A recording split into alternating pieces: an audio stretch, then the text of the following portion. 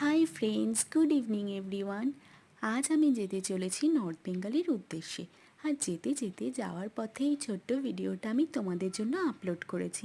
যদিও অনেক দিন আমার কোনো রকম ভিডিও আপলোড করা হয়নি, কারণ অফিসে আমি ইয়ার এন্ডিং নিয়ে এতটাই ব্যস্ত ছিলাম যে বাড়ি এসে কোনো রকম ভিডিও বানাতে আমার মন চাইছিল না। যাকে এসব কথা, এখন আমি যাচ্ছি ঘুরতে। আর ঘুরতে যাওয়ার সময় একটু ছোটোখাটো ভিডিও না করলে কেমন লাগে? তাই আমি তোমার দাদাকে বললাম যে ঠিক আছে, আমরা এখন যেতে যেতে এই ছোট্ট ভিডিওটা সবার জন্য তুলে ধরব। তোমরা প্লিজ আমার এই ভিডিওতে এসে কমেন্ট করো যে তোমরা কেমন আছো, কারণ তোমাদের সাথে অনেক দিনই আমার কথাবার্তা হয়নি।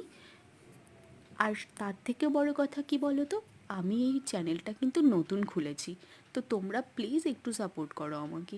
তোমাদের সাপোর্ট ছাড়া আমি এগোতেই পারবো না।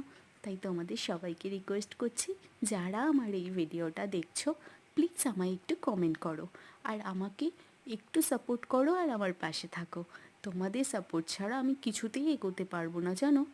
এখন তোমরা দেখো এই রাস্তাটা কতটা সুন্দর। এই রাস্তাটা আমাদের কৃষ্ণনগর যাওয়ার পথে। এই রাস্তাটার একটা অপরূপ দৃশ্য হচ্ছে, প্রচণ্ড গাছ রয়েছে এখানে, প্রচণ্ড ছাওয়া রয়েছে। তো গরমের দিনে এই রাস্তাটা দেখতেও ভালো লাগে, আর এখানে মনে হয় যেন একটু দাঁড়িয়ে রেস্ট নিই। যদিও এখন ইভিনিং হয়ে গেছে। তো আমি তোমার দাদাকে বলছি, এখন তো বাজে বিকেল 5টা, তো আমাদের যেতে যেতে ভোর হবে।